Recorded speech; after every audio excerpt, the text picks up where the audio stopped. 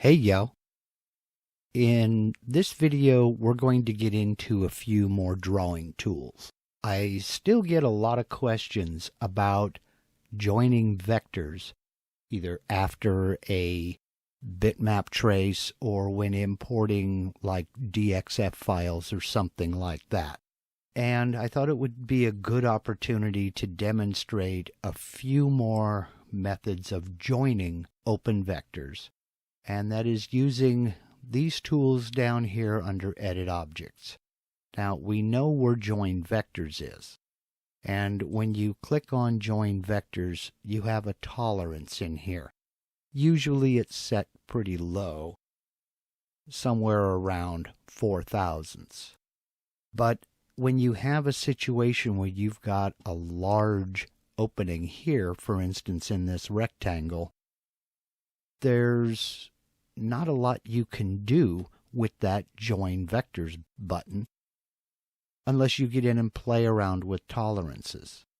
Now, if it's a wide open vector like this that you can absolutely see where the opening is, then no problem. You can just draw a polyline and close that vector up.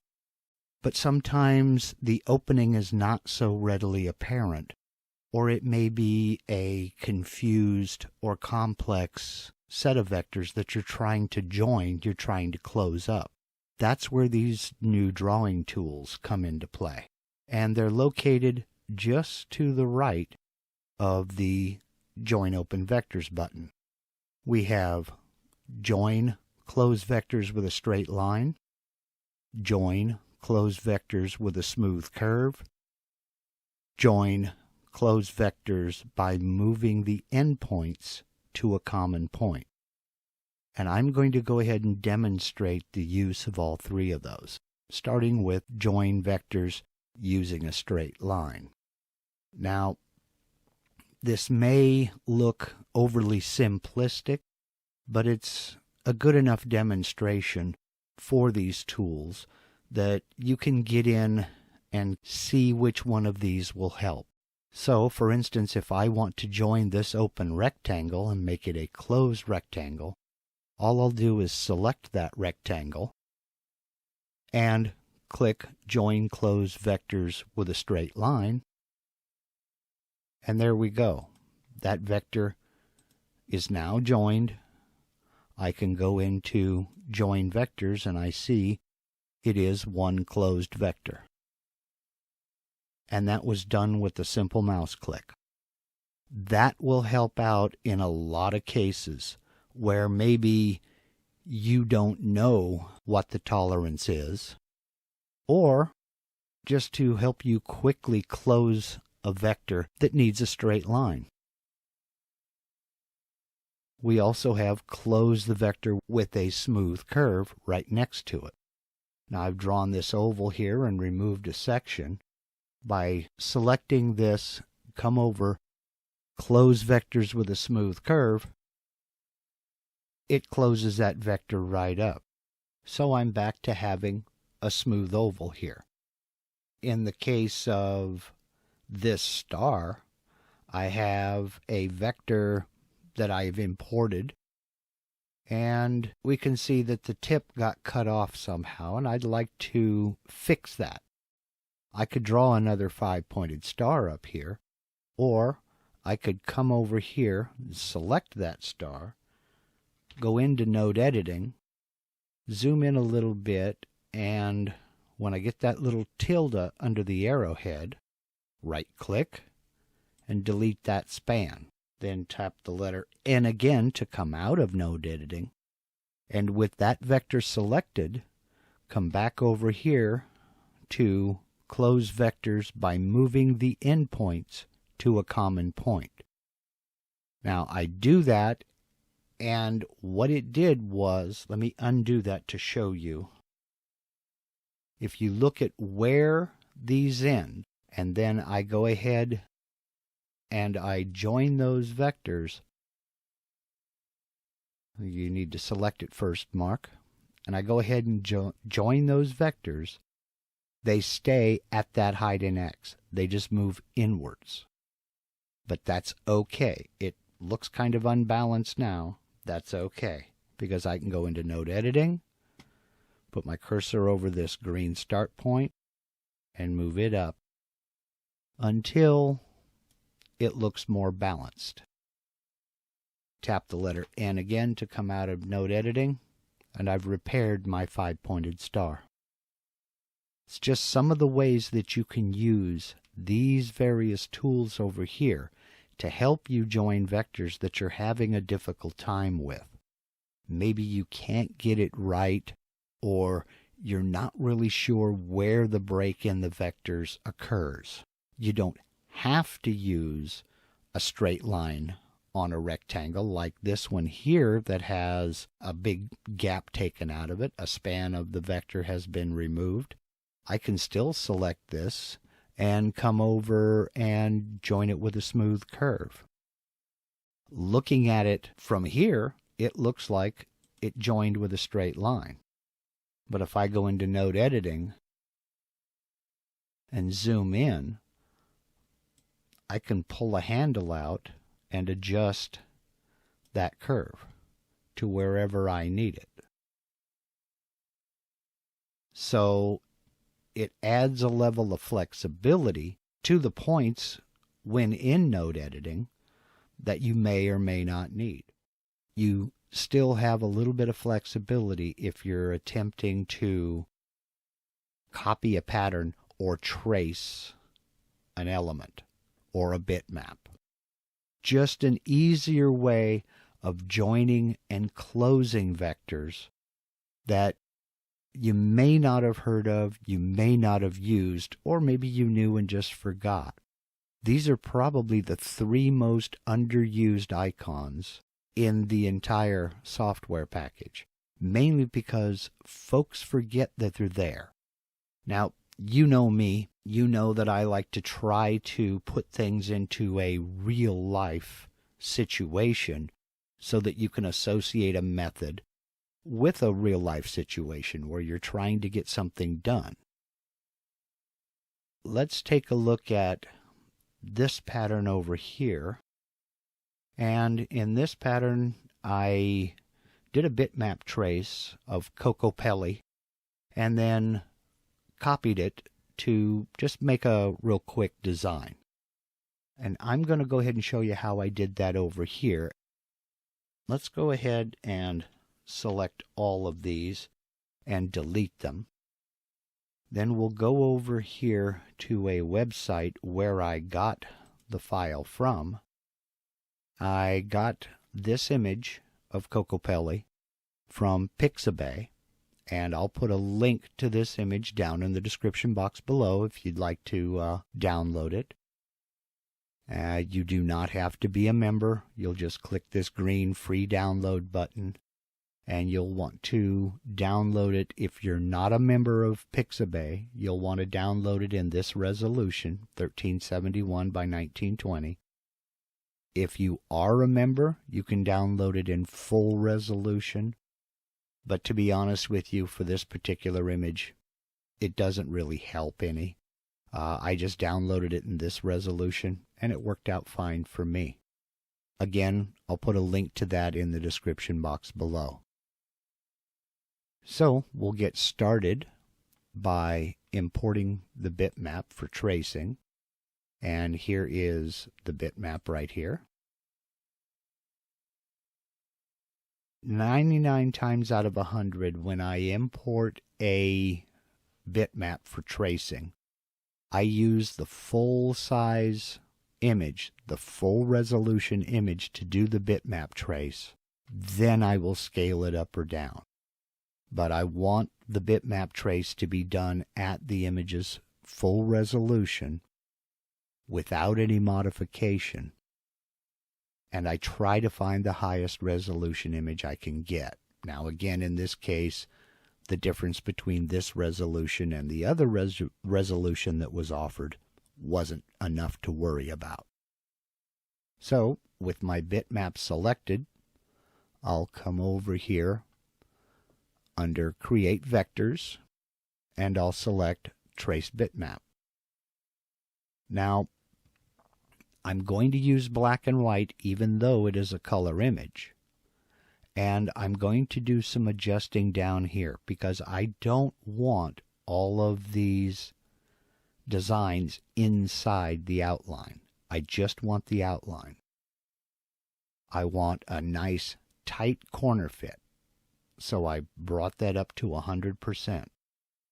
Because I have a lot of noise out here due to the background texture, I'm going to bring my noise filter up pretty high. And the bitmap fading, I'm going to leave it about where it's at. I'm going to ungroup the vectors. I do not want these vectors to be grouped. And I'll preview it. And this is what we get. No boy, is it ever a mess. So, we'll bring our color threshold down.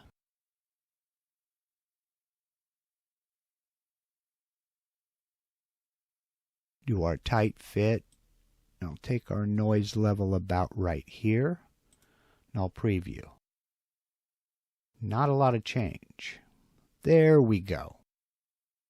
Now, if I zoom in and take a look, I still have a little bit of noise in these areas. And that's not too awful bad. Let's bump it up one more and see what happens. Click preview. And that got rid of some of the noise that we had. Okay, I think I'll accept that. Click apply. Then close. Then immediately what I'm going to do is come over here and turn off the bitmap layer. Now, as I said before, the only thing I really want out of this entire model is I want this outline here and this outline right here on the inside. Everything else I want to get rid of. I don't want to use it. So with those two selected, I'll right click, move to layer, new layer. I'll name that layer 2.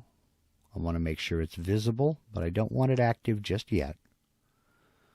I'll click OK. Now I can click off, come up here, and I'll turn off layer 1.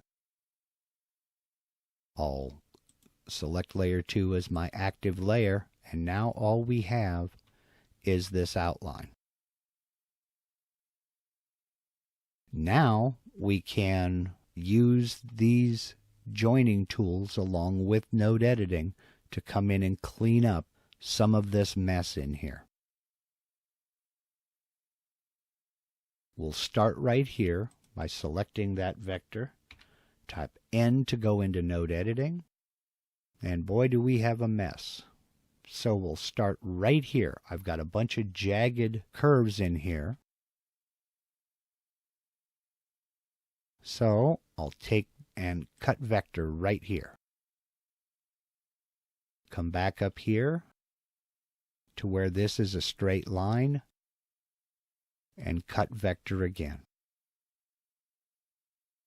So with this vector here selected, I can just tap delete and that's gone. Right click to come out of node editing. Now I can select that vector, come over here, close with a straight line. And all of that jaggedness is gone.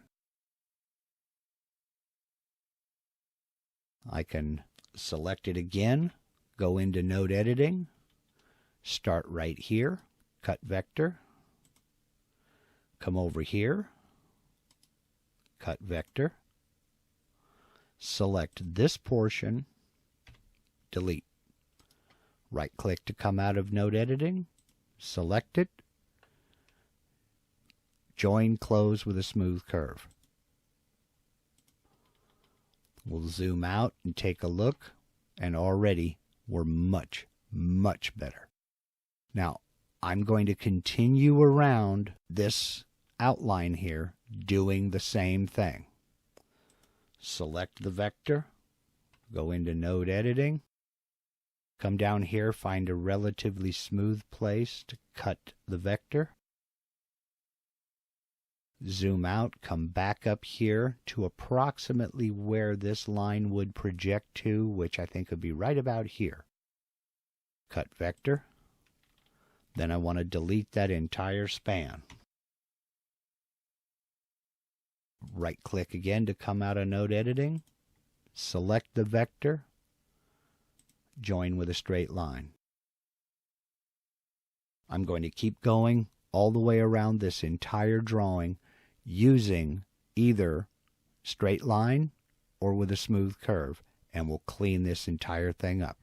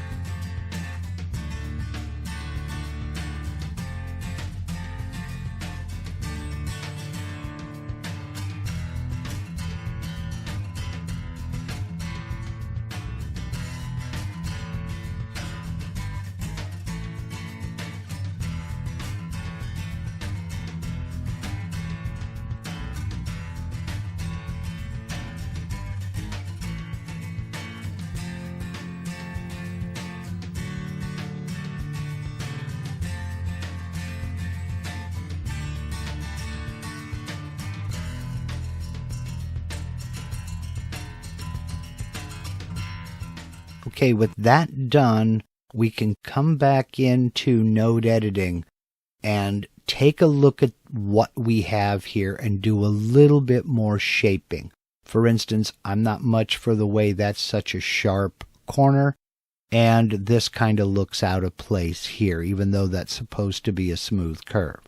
So we'll select it, go into node editing, and I'll kind of shorten these up a little bit, give him a little bit more of a neck here. Kind of bring that down, bring that in. And I think I like that a lot better. We'll select this here. We'll bring this one in. Kind of curve it around this way. Pull that back out. That looks a little bit more fluid. I think everything else looks all right there.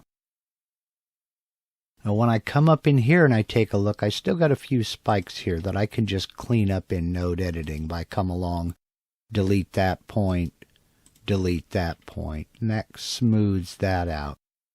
And I've got another one over here. I can delete this point, delete that point, kind of smooth things over here. Don't really need that one or that one. We'll just kind of bring that back out like so. And just look around for any large groups of points that don't really make sense. Now I'll kind of move this in a little bit here, kind of make that curve a little less drastic where his arm meets his body. That's a little better. Come down here, look around, see, do I see any more of those strange spikes? We have some corners that aren't very smooth at all.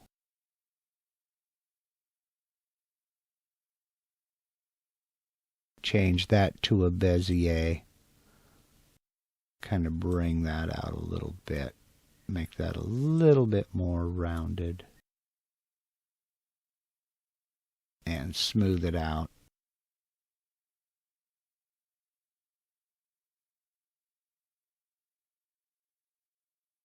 Okay, I see some more odd corners here. I don't see any more sharp spikes. Well, that doesn't really need to be there. Nor does that one. Yeah, that doesn't need to be there. And you get the idea. Just kind of go around and see if you have any areas that need a lot of cleanup. Now, I'm going to go ahead and come out of node editing by right-clicking twice. Then I will select both of these vectors. Then come back over here to Fit Curve to Selected Vector. Click on that, and we see how many points we have. Let's go ahead and change this over to Bezier curves and preview it, and that's going to simplify that design a lot. I'm going to go ahead and accept that, and that looks much, much better, a lot more fluid. I still have a little spike down in here that I can get rid of, so I'll go into node editing, delete that point, delete that point, and I can probably do without this point too. Yeah, that's a little bit better. Okay, that's much better. We'll go ahead and we'll accept that the way it is. Right click to come out of node editing. But you see how you take a jagged mess like that and you can, well, let's sharpen up the point on his hair right here. So we'll go into node editing. We'll cut that vector. Well, I don't even need to do that. Then delete that span.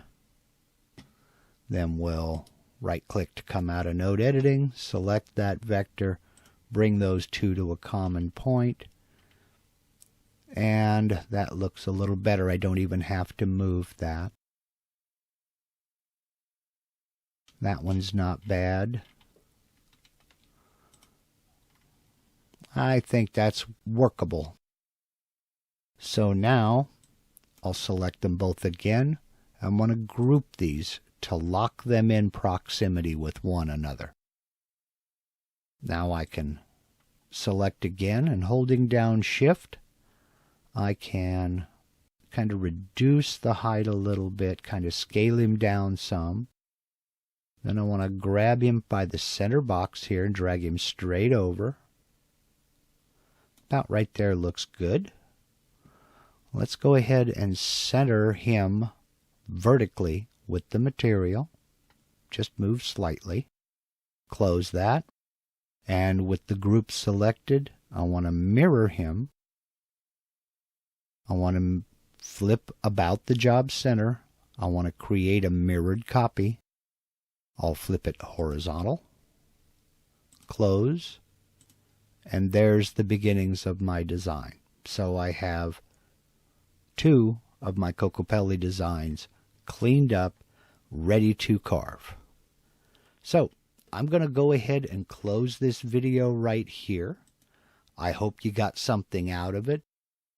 The main point I'm trying to convey here is if you're having trouble closing vectors, or you're trying to clean up a lot of vectors that are really ragged looking, you can use these three icons here to your advantage. If you're not sure which one to use, try all of them. Try close with a straight line first. If that doesn't give you the look you're going after, try close with a smooth curve. If that doesn't give you the look that you're after, try moving the endpoints to a common point. And remember, after you try each one of these individually, if you, for instance, if you close with a straight line, select the vector and go back into node editing and do any minor adjustments there. Again, these are probably the most underused tools, and they really do help a lot for closing problem vectors that you just can't seem to get closed any other way. Don't forget that this afternoon at 12 o'clock noon Pacific, 3 p.m. Eastern Time, I'll be hosting a live Q&A on these tools, node editing, this particular pattern, or anything else I covered in this video. Again, that's noon Pacific, 3 p.m. Eastern, right here on my YouTube channel. I'll put a link to that live Q&A session down in the description box below. This is a great opportunity, if you haven't already, to subscribe to my channel. And when you click that subscribe button down there, click that little notification bell button right next to it. That way you'll get a notification before I go live and when I go live, so you can join us for the live Q&A session here on YouTube. Once again, I'd like to thank you very, very much for taking the time to watch, whether you subscribe to my channel or not. Y'all take care.